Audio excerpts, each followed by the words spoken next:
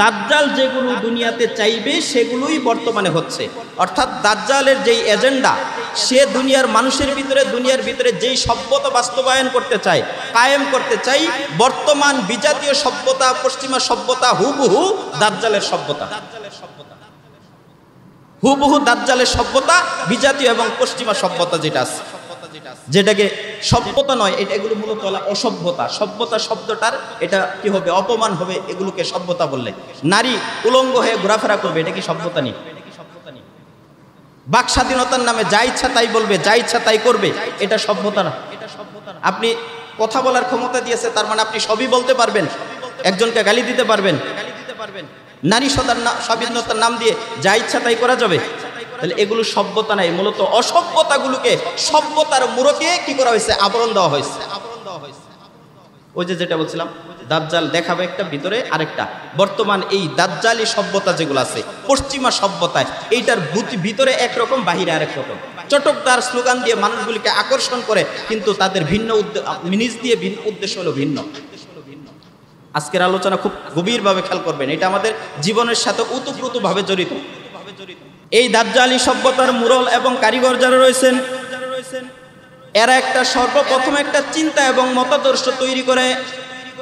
চিন্তা এবং মতাদর্শ তৈরি করার পর বিভিন্ন মিডিয়ার মাধ্যমে সেটা প্রচার করতে আরম্ভ করে, এবং সেটার পক্ষে তারা নিজেদের লোক দ্বারা এমন জনমত গঠন করে, যেই সকল মানুষগুলো ইমানদার, এরা পর্যন্ত ওই মিথ্যা মিডিয়ার মিথ্যা প্রোপাগান্ডা আর প্রচারের কারণে নিজের চিন্তা চেতনটাকে বলি দিয়া ওই মিডিয়া যেটা বলতেছে, দেখাইতেছে, সেটাকে তারা সত্য মনে করে বসে থাকে।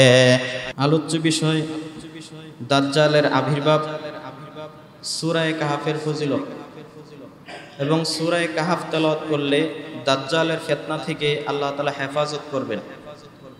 তাহলে সূরা কাহাফের তেলাওয়াতে এমন কি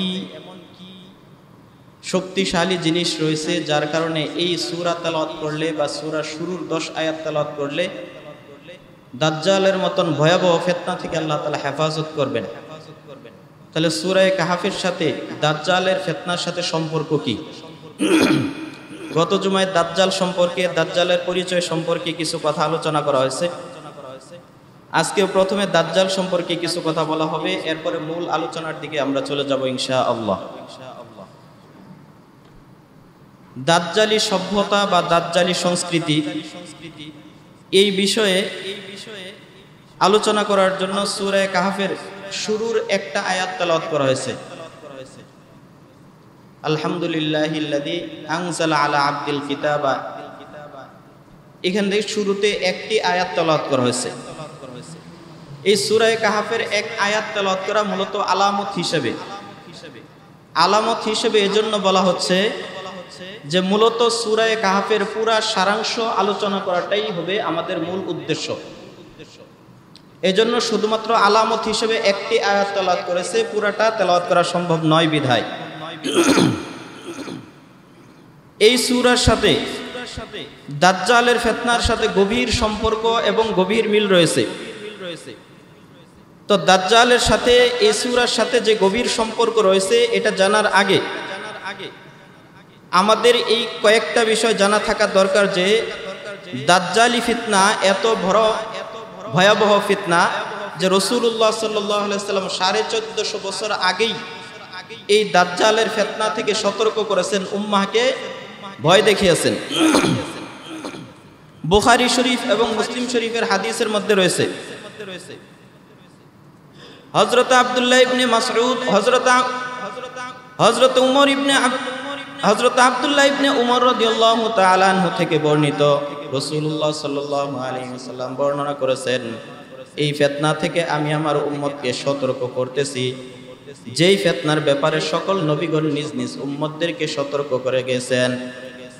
এমন কি যাকে দ্বিতীয় আদম বলা হয়, হযরত নূহ আলাইহিস সালাতু ওয়াস সালাম। নূহ আলাইহিস সালাতু ওয়াস সালামকে দ্বিতীয় আদম বলার কারণ হলো, আদম আলাইহিস সালাতু ওয়াস সালামের পূর্বে যেমন কোনো মানুষ ছিল না পৃথিবীতে, আদম আলাইহিস সালাতু ওয়াস সালাম সর্বপ্রথম মানব, হাওয়া আলাইহিস সালাতু ওয়াস সালাম সর্বপ্রথম মানবী। এই দুজনের মাধ্যমে পরবর্তীতে দুনিয়াতে বংশ বিস্তার লাভ করেছে। হযরত নূহ আলাইহিস সালাতু ওয়াস সালাম 950 বছর দাওয়াত দেওয়ার পরও যখন নাকি উম্মতরা ইসলাম ধর্ম গ্রহণ করেনি, আল্লাহ তাআলার একত্ববাদকে স্বীকার করেনি। 950 বছর দাওয়াতের ফলাফল শুধুমাত্র 40 জন নরনারী ঈমান গ্রহণ করেছিল। আল্লাহ পাক রব্বুল আলামিন নূহ আলাইহিস সালাতু ওয়াস সালামকে আদেশ করেছিলেন, ও নূহ তুমি নৌকা বানাও। তোমার রান্নার চুলার ভিতর থেকে যেদিন, চুলার নিচ থেকে যেদিন পানি উঠবে, শুকনা চুলার ভিতর থেকে যেদিন পানি উঠা আরম্ভ হবে, সেদিনই মনে করবা আল্লাহর পক্ষ থেকে আযাব শুরু হয়ে যাবে। তুমি প্রত্যেকটা জিনিস জোড়ায় জোড়ায় নিবা এবং যেই সকল ঈমানদার বান্দারা রয়েছে তাদেরকে নৌকার ভিতরে উঠাইবা। কারণ এটা এমন একটা ভয়াবহ বন্যা হবে, পৃথিবীর কোনো অংশ শুকনা থাকবে না, সকল জায়গার ভিতরে পানি পৌঁছাবে। পৃথিবীর কোনো শক্তিশালী মানুষ, কোনো শক্তি এই বন্যা থেকে কাউকে বাঁচাইতে পারবে না। হযরত নূহ আলাইহিস সালাতু ওয়াস সালাম নৌকা বানাইলেন। হঠাৎ করে একদিন চুলার নিচ থেকে পানি উঠতে আরম্ভ করলো। আল্লাহ পাক রব্বুল আলামিনের ইশারা বুঝে গেলেন কিছুক্ষণের ভিতরে বন্যা শুরু হয়ে যাবে। উপর দিক থেকে কিছুক্ষণের মধ্যে বন্যা শুরু হয়ে যাবে। হযরত নূহ আলাইহিস সালাতু ওয়াস সালাম যারা ঈমান এনেছিল তাদেরকে নৌকায় উঠাইলেন। প্রত্যেকটা গাছপালা, তরুলতা, পশু পাখি জোড়ায় জোড়ায় উঠাইলেন।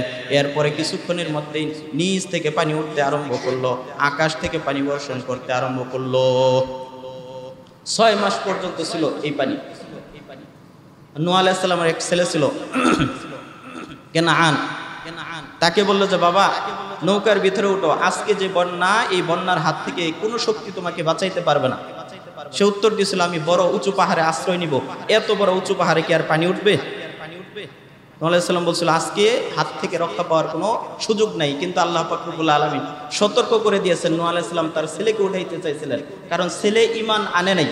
নূহ আলাইহিস সালামের স্ত্রী ছিল কাফেরা, নূহ আলাইহিস সালামের সন্তান কেনাআন ছিল কাফের। আল্লাহ তাআলা বললেন যে তাদের সাথে তোমার রক্তের বা জন্মের সম্বন্ধ থাকলেও ঈমান না আনার কারণে তাদের সাথে তোমার কোনো ধরনের সম্পর্ক নাই, তারা তোমার আত্মীয়তার সম্পর্ক থেকে বিচ্ছিন্ন হয়ে গেছে। তো নৌকাতে উঠাইলেন। 6 মাস পর্যন্ত পানি ছিল।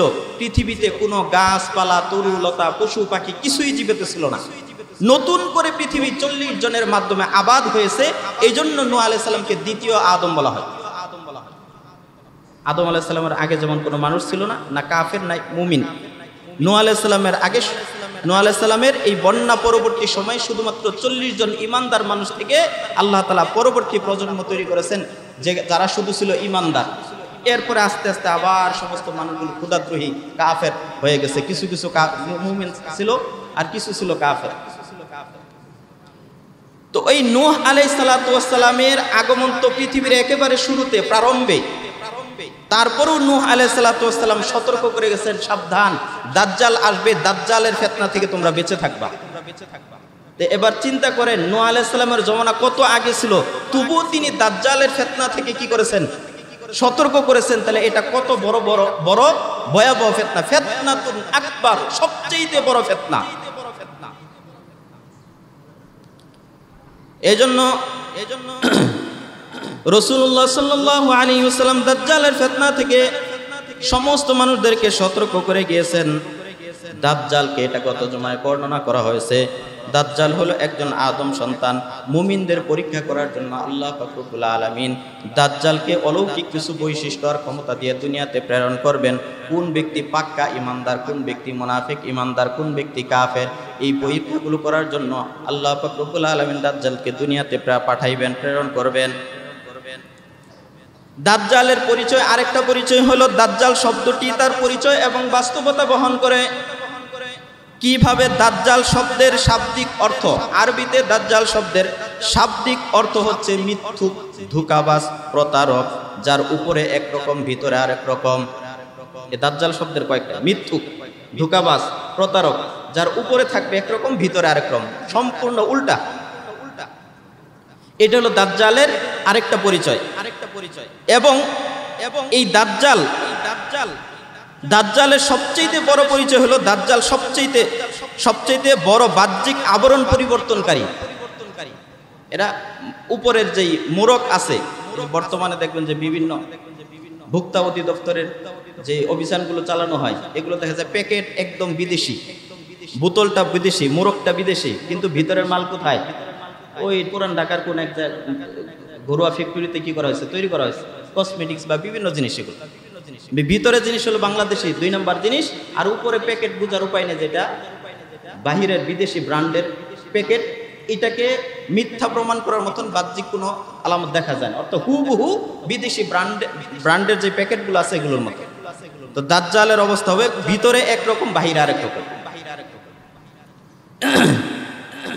এবং এবং দুনিয়ার যে সকল স্বীকৃত বাস্তবতা আছে, দাজ্জাল সেই স্বীকৃত বাস্তবতাগুলিকে পরিবর্তন করার চেষ্টা করবে। এবং দাজ্জাল এক কদমও মিথ্যা ছাড়া একটি কদমও সামনে চলতে পারবে না। মিথ্যা ছাড়া দাজ্জাল একটি কদমও সামনে চলতে পারবে না। বর্তমান সময়ে দেখবেন মিডিয়া, ইলেকট্রনিক মিডিয়া বলেন, প্রিন্ট মিডিয়া বলেন, ভার্চুয়াল মিডিয়া বলেন, এগুলোর ভিতরে তারা মিথ্যা একটা স্কিম তৈরি করে, সেটাকে আমাদের ভিতরে এমনভাবে প্রচারণা চালায় যে মিথ্যাটাকেই আমরা গ্রহণ করে বসে থাকি এবং সত্যটা আমাদের বিবেক আল্লাহ তাআলা দিয়েছেন, কিন্তু দাজ্জালি মিডিয়াগুলো এমনভাবে সেটা উপস্থাপন করে আমাদের বিবেকটাকেও কাজে লাগানোর চিন্তা কখনো করি না।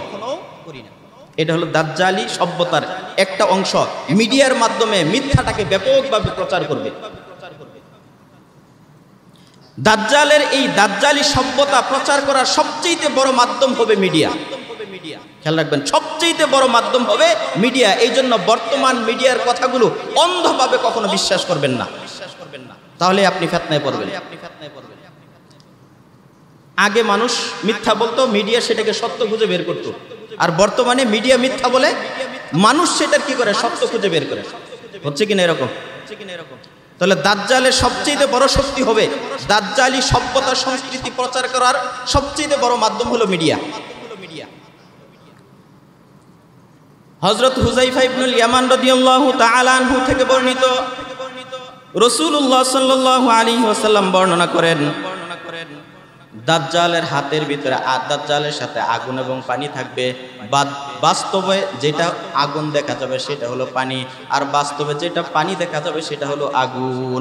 ওই যে সে কি করবে, বাহ্যিক অবস্থায় উপরে দেখা যাবে একরকম, ভিতরে আরেক রকম। তা আপনি যেটা দেখতেছেন যে দাজ্জালের হাতে যেটা পানি, আসলে সেটা আগুন, আর যেটা আগুন সেটা হলো পানি। এটা ইমানদাররা কি করতে পারবে, বুঝতে পারবে। ইমানদাররা আগুন গ্রহণ করবে, আসলে সেটা পানি হয়ে যাবে। আর যেটা বেঈমান কাফের মুনাফিক, এরা ওই পানি মনে করে পানির দিকে হাত বাড়াবে, সেটা আগুন হয়ে যাবে। এই জন্য দাজ্জাল মানে ধোঁকাবাজ, প্রতারক আর বাহ্যিক আবরণ পরিবর্তনকারী।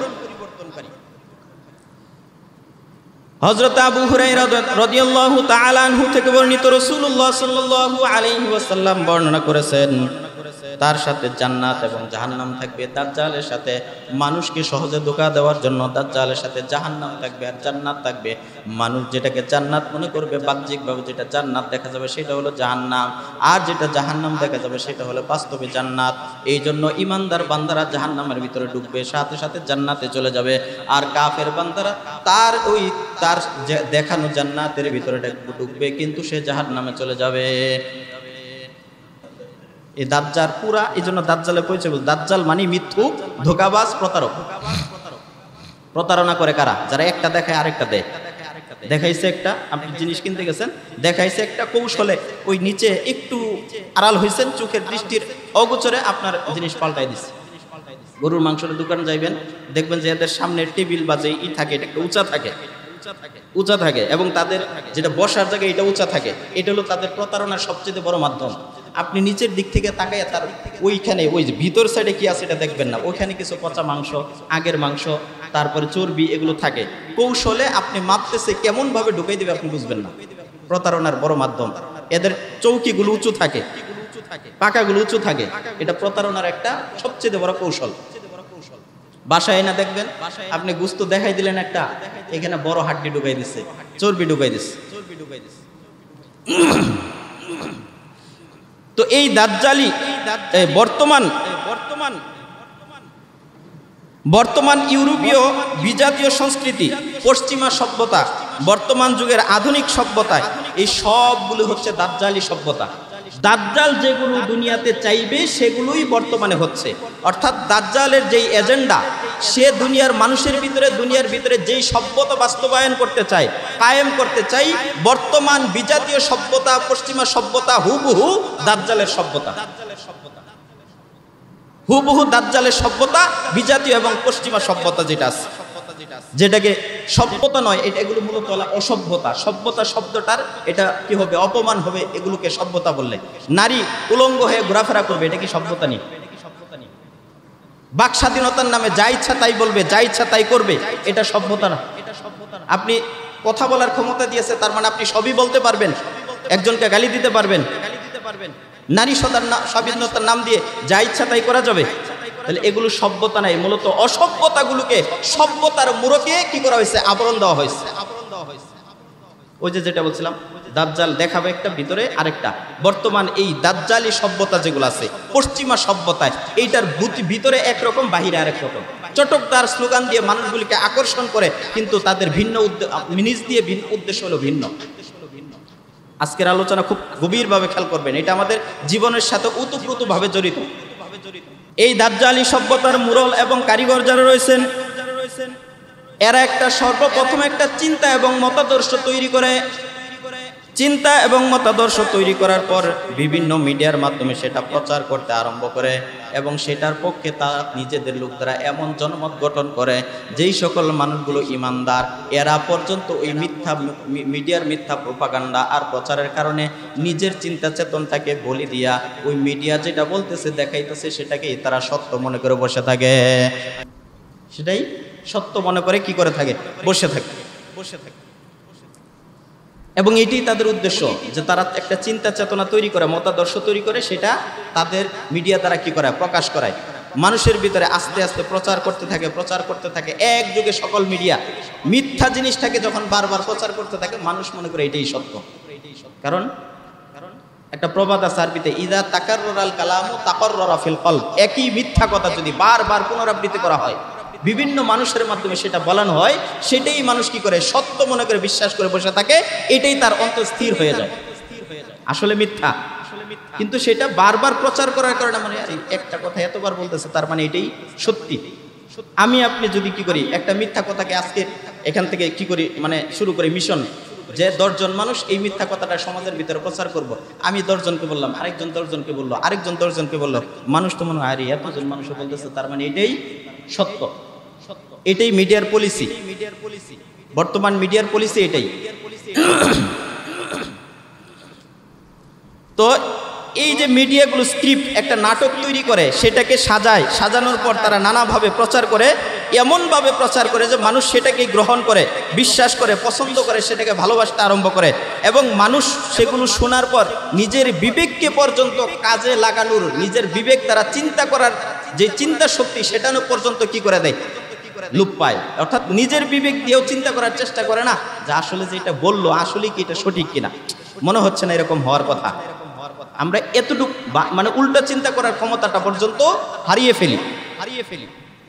যেমন ব্যক্তি স্বাধীনতা, দাজ্জালি সভ্যতার সব একটা মূল এজেন্ডা ব্যক্তি স্বাধীনতা, বাক স্বাধীনতা।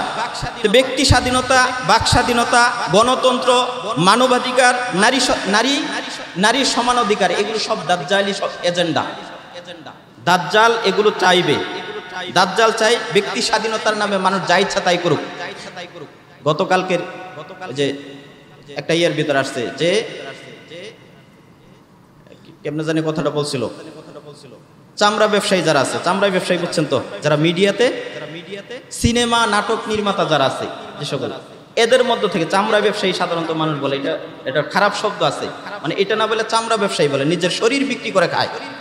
তো তার কথা হলো যে আমি একজনের সাথে ভালোবাসা বিনিময় করব, যে কোনো বয়সে, যে কোনো জায়গায়, যে কোনো দে, তাহলে এটাকে পরকীয়ার নাম দিয়ে সেটাকে বিতর্কিত করা, এটা তো ঠিক না।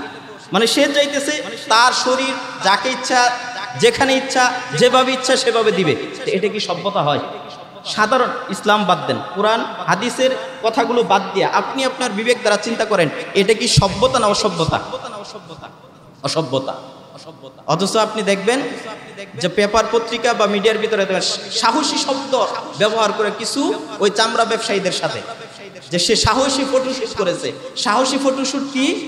সে তার সমস্ত কাপড়গুলো খুলে একটা পেন্টি আর একটা বা নিয়ে তারপরে কি করেছে, কোনো সুইমিং পুল বা কোনো নদীর লেকের ভিতরে, সমুদ্রের লেকের ভিতরে, তীরের ভিতরে কি করেছে, ফটো তুলেছে। আচ্ছা, এটাকে সাহসী কিভাবে বলা যায়? সাহসী না নোংরামি? এটা নোংরামি, কিন্তু এটা সাহসী শব্দের। আচ্ছা, এই লোকটা, আপনাদের কাছে প্রশ্ন, এই যে সে ফটোশুট করলো, সাহস শব্দের পরিচয় কি? যে এমন একটা মারাত্মক ধরনের সমস্যা সামনে আসছে, যেই সমস্যা মোকাবেলা করার মতন ক্ষমতা, শক্তি, দল নাই, সে সেটাকে একাই মোকাবেলা করার জন্য সামনে দাঁড়াই গেছে। এটাই তো সাহস। আচ্ছা, সে কাপড় খুলে তারপরে ছবি উঠাইছে, ফটো উঠাইছে, এখানে সাহসের কি আছে? তো এটা মিডিয়া করতেছে কেন? করতেছে সাহসী শব্দের মাধ্যমে তাদেরকে উৎসাহ দিয়া এই সমস্ত কাজগুলো যেন ওই চামড়া ব্যবসায়ীরা আরো বেশি করে, আরো কিছু মহিলারা, নারীরা আসক্ত হয় এই সকল কাজের প্রতি। এটাই হলো তাদের মূল উদ্দেশ্য।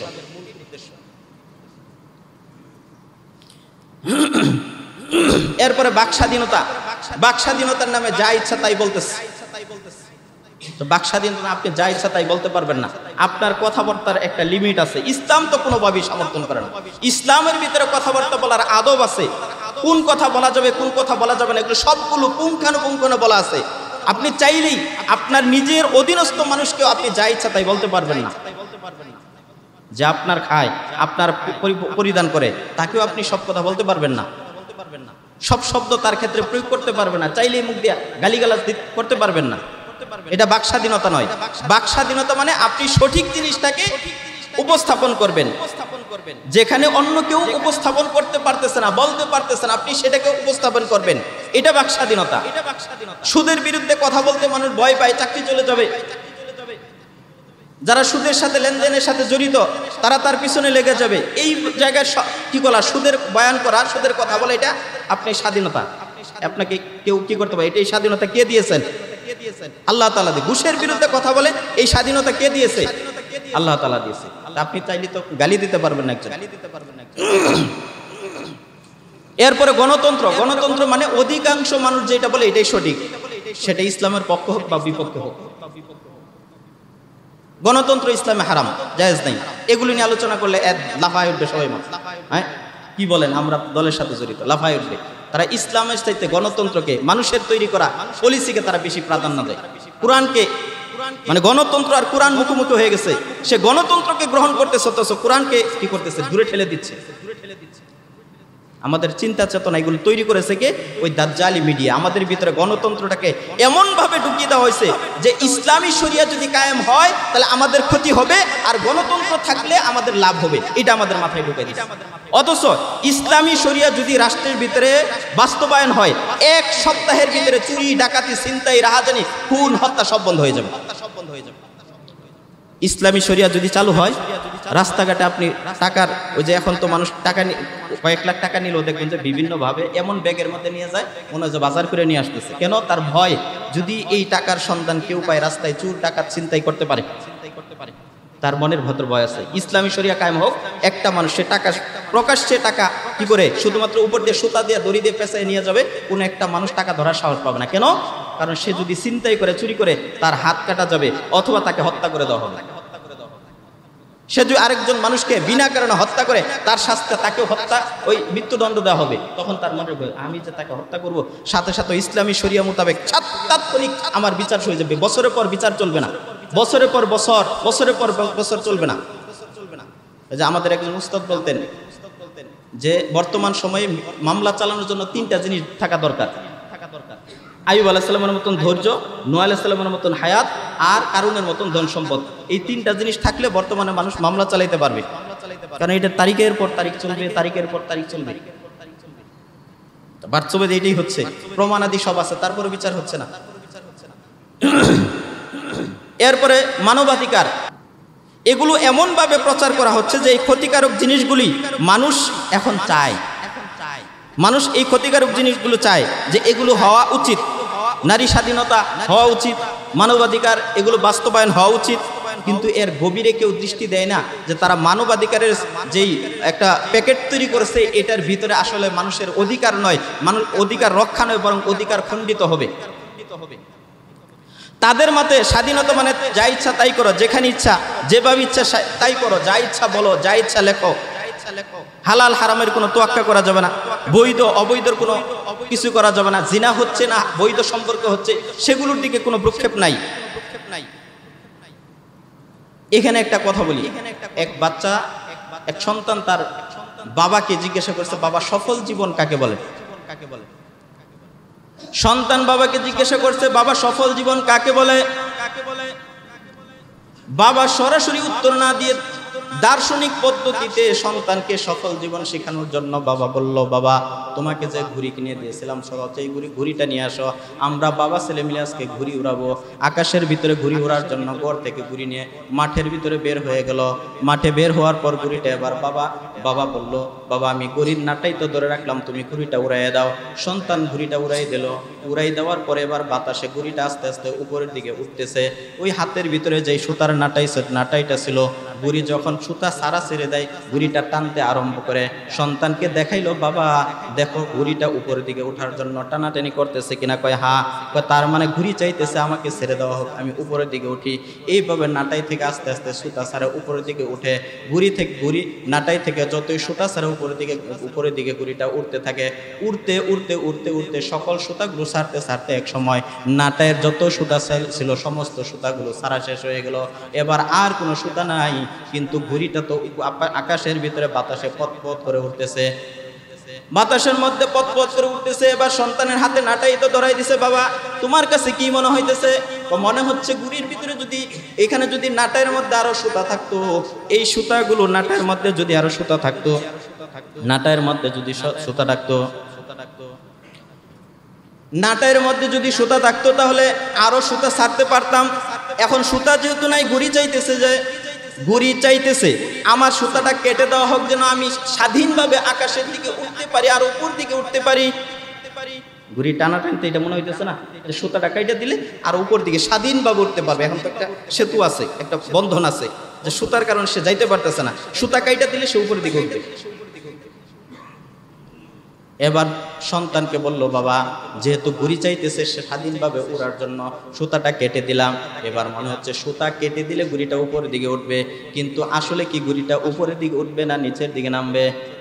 সুতাটা আস্তে করে কেটে দিলেন। কেটে দেওয়ার পর ঘুড়িটা একটু সামান্য উপরের দিকে ওঠার পর এবার আগে যে স্থির ছিল পথ করে উঠতেছিল, এখন আর উড়ে না। লেজ আর ঘুড়িটা একবারে গুটিয়ে নিচের দিকে নামতে আরম্ভ করলো। এবার বাবা সন্তানকে সফল জীবন শিক্ষা দিচ্ছে। বাবা সফল জীবনের উদ্দেশ্য হলো তোমার তুমি যদি জীবনের ভিতরে সফলতা অর্জন করতে চাও, তোমার সাথে একটা সেতু বন্ধন থাকতে হবে। তুমি তোমার মা বাবার কথা অনুযায়ী চলতে হবে। তুমি যদি তোমার মা বাবার কথা অনুযায়ী চলো তাহলে এই একটা সেতু বন্ধন থাকবে, সুতার একটা টান থাকবে। তুমি যদি মা বাবা বলছে এটা করা যাবে না, এই জায়গায় যাওয়া যাবে না, অমুক সন্তানের সাথে অমুক মানুষের সাথে চলা যাবে না, অমুককে বন্ধু রূপে গ্রহণ করা যাবে না।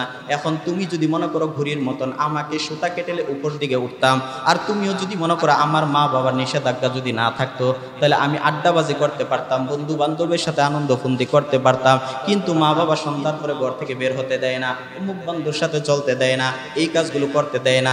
এগুলো না করার কারণে আমার স্বাধীনতা খর্ব হচ্ছে, আমি আকাশের ভিতরে মুক্ত মানুষের মতন চলাফেরা করতে পারতেছি না। আচ্ছা, যদি সন্তানের উপর যে মা বাবার ছায়া থাকে, সম্পর্ক থাকে, এটা যদি ছাইরা দেয় যে তোমার যা ইচ্ছা তাই করো। সন্তানের এতদিন সমাজে একটা সম্মান ছিল, একটা কি ছিল, গ্রহণযোগ্যতা ছিল। এরপর থেকে সন্তান মা বাবার নিষেধাজ্ঞা বন্ধ হয়ে যাওয়ার কারণে যা ইচ্ছা তাই করতেছে। বলেন তো সন্তানের সেই আগের সম্মান থাকবে না কমবে?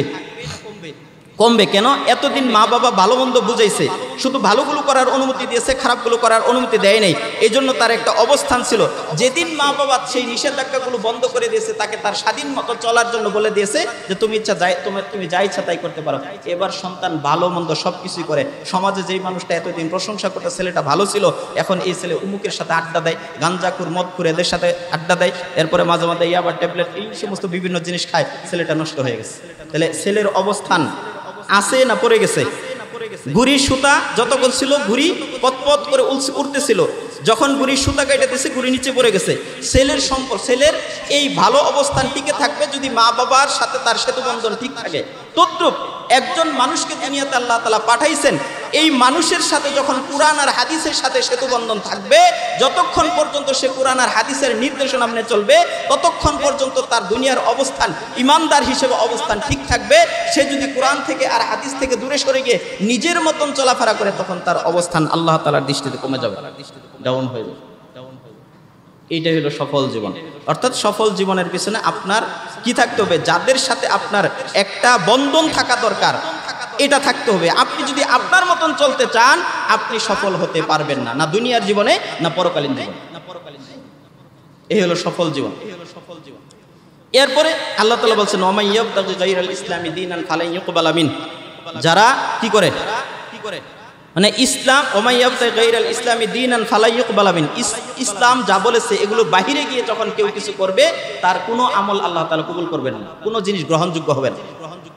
আপনি ভালো কাজ করতেছেন, ইসলামের গণ্ডির বাহিরে গিয়ে আপনার সেই ভালো কাজগুলো কি হবে না, আল্লাহ তাআলার কাছে গ্রহণযোগ্য হবে না। এরপরে আরেক আয়াতের ভিতর বলছেন, উদখুলু ফিস সিলমি কাফা ওয়া লা তাত্তাবিউ খুতুওয়াতিশ শাইতান ইন্নাহু লাকুম আদুব্বুম মুবিন। তোমরা পরিপূর্ণ ইসলামে প্রবেশ করো, ইসলামের মধ্যে পরিপূর্ণ ভাব প্রবেশ করো, অর্থাৎ ইসলামের যতগুলো বিধিবিধান আছে সেগুলো মেনে চলো। ওয়া লা তাত্তাবিউ খুতুওয়াতিশ শাইতান, শয়তান যেগুলো করার জন্য বলে, শয়তানের পদঙ্ক অনুসরণ করো না। কেন? ওয়ালা তাত্তাবিউ খুতুওয়াতিশ শাইতান ইন্নাহু লাকুম আদুব্বুম মুবিন, শয়তান হলো তোমাদের প্রকাশ্য শত্রু। তাহলে শত্রু কি কোনোদিন আরেক শত্রুর ভালো চাইবে? আপনাকে কোন একজন শত্রু চলে বলে কলে কৌশলে আপনার সাথে সম্পর্ক করাইছে, বাহ্যিকভাবে উপরের দিক থেকে বুঝাইতেছে আপনার সাথে বিরাট সম্পর্ক, কিন্তু নিচে নিচে কি আপনার সাথে শত্রুতা। আসল উদ্দেশ্য হলো আপনার সম্পর্কের একটা লেভেল লাগিয়ে আপনার ক্ষতি করা। তো শয়তান আমাদের কখনো কি চায় না, ভালো চায় না। এরপরে আসেন মানবাধিকার। মানবাধিকার মানে কি? এক কথায় বলে দিতেছি, খুব খেয়াল করবে শুনবেন। পশ্চিমা যে মানবাধিকারের স্লোগান হিউম্যান রাইটস যেটা বলে, এটার অর্থ হলো যেই দেশে বা যেখানে পুঁজিবাদ, পশ্চিমা সংস্কৃতি, পশ্চিমা সমাজ ব্যবস্থা, পশ্চিমা সভ্যতা, ব্যবসা বাণিজ্য, জীবনযাপন পদ্ধতি এবং রাজনৈতিক স্বার্থ ক্ষতিগ্রস্ত হবে, সেখানেই পশ্চিমা দেশগুলো মুরলেরা মানবাধিকারের নাম দিয়ে সেই দেশে প্রবেশ করবে। প্রবেশ করার পর সেই দেশে বোম্বিং করে মানুষগুলিকে হত্যা করে সেই দেশটাকে তছনছ করে দিবে। এক কথায় বুঝে নেন। আবার বলতেছি, ওদের দৃষ্টিতে মানবাধিকার আমাদেরকে মানবাধিকারের স্লোগান দিতেছে যে মানুষের অধিকার নিয়ে আমরা কাজ করি, হিউম্যান রাইটস নিয়ে আমরা কাজ করি। আসলে হিউম্যান রাইটস উদ্দেশ্য নয়, উদ্দেশ্য হলো যেই সকল দেশে তাদের পুঁজিবাদী সমাজ ব্যবস্থা পরিবর্তন করার চেষ্টা চলবে, যেই সকল দেশের ভিতরে পশ্চিমা সংস্কৃতি সভ্যতা এগুলো ক্ষতিগ্রস্ত হবে যেটা তারা চায়, যেই সকল দেশে তাদের ব্যবসা ক্ষতিগ্রস্ত হবে, যেই সকল দেশে তাদের জীবনযাপন পদ্ধতি ক্ষতিগ্রস্ত হবে, ব্যাহত হবে, যেই সকল দেশে তাদের রাজনৈতিক স্বার্থ ক্ষতিগ্রস্ত হবে, ওই দেশে মানবাধিকারের স্লোগান দিয়ে তারা ঢুকবে, সুই হয়ে ঢুকে কোরাল হয়ে বের হবে, পুরা দেশটাকে তছনছ করে দেবে। এটা হলো তাদের মানবাধিকারের মূল এজেন্ডা, মূল উদ্দেশ্য। এক কথা বলে দিলাম। এটা নিয়ে তাদের মানবাধিকার নিয়ে আলোচনা করতে গেলে বিস্তারিত আলোচনা চমৎকার আলোচনা আছে, আপনি চোখ খুলে যাবে। এতদিন পর্যন্ত মানবাধিকারের নিয়ে কত কিছুই বলছি, আসলে তো ভিতরে উদ্দেশ্য অন্যটা। ওই যে দাজ্জালি সংস্কৃতি, উপরে একটা দেখাবে, ভিতরে আরেকটা করবে। এটাই হলো তাদের পশ্চিমাদের মূল উদ্দেশ্য। নারী স্বাধীনতা, তারা যে নারী স্বাধীনতার স্লোগান তৈরি করেছে, এটার পিছনে উদ্দেশ্য কি? উদ্দেশ্য হলো তাদের মতে নারী স্বাধীনতা মানে নারীদের ঘর থেকে বের করে তাদেরকে ভোগপণ্য হিসেবে বানানো এবং ইসলামী পরিবার ব্যবস্থা ধ্বংস করে, পবিত্র জীবন ব্যবস্থা ধ্বংস করে নাপাক জীবন ব্যবস্থার দিকে তাদেরকে ঠেলে দেওয়া। ইসলামে বর্তমানে ডিভোর্স হচ্ছে বেশি, এবং বিভিন্ন গবেষণা দেখেছে 70% ডিভোর্স কোথা থেকে হয়? মেয়েদের পক্ষ থেকে হয়, ছেলেদের পক্ষ থেকে না। 70%, অর্থাৎ 100টার মধ্যে 70টা হলো মেয়েদের পক্ষ থেকে। এবং এগুলো ডিভোর্সের সংখ্যা কাদের মধ্যে বেশি? যারা বর্তমানে সবচেয়ে উচ্চ শিক্ষিত, মানে আধুনিক এই জাগতিক শিক্ষার দিক থেকে যারা উচ্চ শিক্ষিত, এরাই এদের ভিতরে ডিভোর্সের প্রবণতা বেশি। বৃদ্ধাশ্রমে ওই সকল মা বাবা রয়েছে যাদের সন্তানগুলো উচ্চ শিক্ষিত, বড় বড় চাকরিজীবী, অথবা ইউরোপ, জাপান, জার্মান, লন্ডনে যাদের সন্তানেরা বাস করে। যাদেরকে মানুষ করার জন্য মা বাবা নিজের সবকিছু বিলিয়ে দিয়েছে, কিন্তু শেষ বয়সে বৃদ্ধাশ্রমে দিয়ে এসেছে। তাহলে তাদের উদ্দেশ্য হলো নারী স্বাধীনতার এই স্লোগান দিয়ে তাদের উদ্দেশ্য হলো নারীদেরকে ঘর থেকে বের করা, তাদেরকে বুক করা, তাদেরকে বুকপণ্য বানানো, ইসলামী সমাজ ব্যবস্থা ধ্বংস করে দিয়ে তাদের মতন যে কুফরি সমাজ ব্যবস্থা আছে সেটা বাস্তবায়ন করা। এরপরে 1 মিনিটের মধ্যে শেষ করে দিতেছি যে এই যে এগুলো হইতেছে। আচ্ছা, আরেকটা কথা বলি, এই যে নারী স্বাধীনতা নিয়ে যারা কাজ করে, নারী স্বাধীনতা নিয়ে কাজ করে, আচ্ছা আজ পর্যন্ত দেখছেন এই যে যারা কোনো বুরকা পরা নারী যদি মানে কি হয়, কোনো ধরনের সমস্যা আক্রান্ত হয়, ধর্ষিত হয়, তাদের অধিকার খর্ব হয়, তাহলে এই নারী স্বাধীনতার যে সকল মানে আছে চেতনাধারী যারা আছে, এদেরকে কোনোদিন বুরকাওয়ালির পক্ষে কথা বলতে দেখছেন? আশামণি ধর্ষিত হলো 13 বছরের শিশু, তার পক্ষে আজ পর্যন্ত কোনো নারী অধিকার কর্মী কথা বলেছে? এই পর্যন্ত যত ইসকন কর্তৃক শত শত মুসলিম নারী ধর্ষিত হচ্ছে, এদের একটা টু শব্দ করতে দেখেছেন? তাহলে তাদের উদ্দেশ্য হলো যে যারা নারী স্বাধীনতার স্লোগান দেয়, এরাও মূলত এই যে দাজ্জালি সভ্যতার কাছে আটকানো। তাদেরকে বলে যে তুমি এই বিষয়ে কথা বলতে পারবা, বিনিময়ে তাদেরকে কি করে বিভিন্ন সুযোগ সুবিধা দেওয়া হয়। সুতরাং তারা সেই কথাগুলি বলে যেগুলো তাদেরকে বলতে বলে। যদি প্রকৃত পক্ষেই নারী স্বাধীনতার কথা বলতো, তাহলে নারীকে কখনো কি করতো না, লিঙ্গ বা কাপড় পোশাক ইত্যাদি তারা কি করতো না, ভেদাভেদ করতো না। তারা সকল নারীর পক্ষেই কথা বলতো। সকল নারীর পক্ষে কথা না বলে শুধুমাত্র চামড়া ব্যবসায়ীর অধিকার খর্ব হলে, তাদের চিন্তা চেতনার বাহিরে কোনো কিছু কাজ হলে তাদের পক্ষ অবলম্বন করে, কিন্তু কোনো ইসলামিক নারীর পক্ষে কোনো কথা বলেন। তার উদ্দেশ্য স্পষ্ট যে তারা চায় ইসলামের বিরোধিতা করা। নারী স্বাধীনতার মূল উদ্দেশ্য ইসলামের বিরোধিতা করা। তো এগুলো কেন হচ্ছে? এগুলো দাজ্জালি সভ্যতা, এগুলো নিয়ন্ত্রক হচ্ছে ইহুদি, খ্রিস্টান এবং পশ্চিমা দেশগুলো। তো পশ্চিমা দেশগুলো মিডিয়ার ভিতরে, প্রত্যেকটা মিডিয়ার ভিতরে প্রচুর পরিমাণ টাকা ইনভেস্ট করে, ডোনেশন দেয়। যখন আপনি একটা মিডিয়াকে প্রতি বছর লক্ষ লক্ষ কোটি কোটি টাকা ডোনেশন দিবেন, আপনার বিপক্ষে সে কথা বলবে? হ্যাঁ, বলা লাগবে না, যাবে এটা বলবেন না, সে এমনিতেই বলবে যে এটা যদি বলতে চায় তাহলে তো মোরলেরা নারাজ হবে, ডোনেশন বন্ধ হয়ে যাবে। এই দাজ্জালি এবং বস্তুবাদী সভ্যতার দ্বিতীয় আরেকটা বৈশিষ্ট্য হলো, এরা অস্থায়ী জীবনের প্রতি মানুষের ভালোবাসা তৈরি করে দেয়। অর্থাৎ চিরস্থায়ী জীবন যেটা আছে, আখিরাতের জীবন, এইটার প্রতি অনীহা তৈরি করে, অনাসক্তি তৈরি করে, কি করে মানে দুনিয়ার জীবনের প্রতি মারাত্মকভাবে কি করে দেয়, লোভী বানায় দেয়, ভালোবাসা তৈরি করে দেয়। দুনিয়ার জীবন, দুনিয়া যেটা আছে এটাই সব, খাওয়া দাওয়া ফুর্তি করো, দুনিয়াটা মস্ত বড়, খাওয়া দাওয়া ফুর্তি করো, পরকাল বলতে কোনো কিছুই নেই। তাদের মূল উদ্দেশ্য হলো দুনিয়ার জীবনকে মানুষের সামনে কি করা, ভালোবাসার হিসাবে তৈরি করা, যে এটাই সব, পরকাল বলতে কোনো কিছুই নেই। এটা হলো দাজ্জালি সভ্যতার দ্বিতীয় আরেকটা দিক। এরা চায় মূলত ইসলামকে সরিয়ে আখিরাত বিমুখ করে মানুষকে জাহান্নামের দিকে নিয়ে যাওয়া, জান্নাত থেকে দূরে সরাই দেওয়া। আল্লাহ পাক রব্বুল আলামিন আমাদের সবাইকে এই কথাগুলোর উপর আমল করার তৌফিক দান করুন।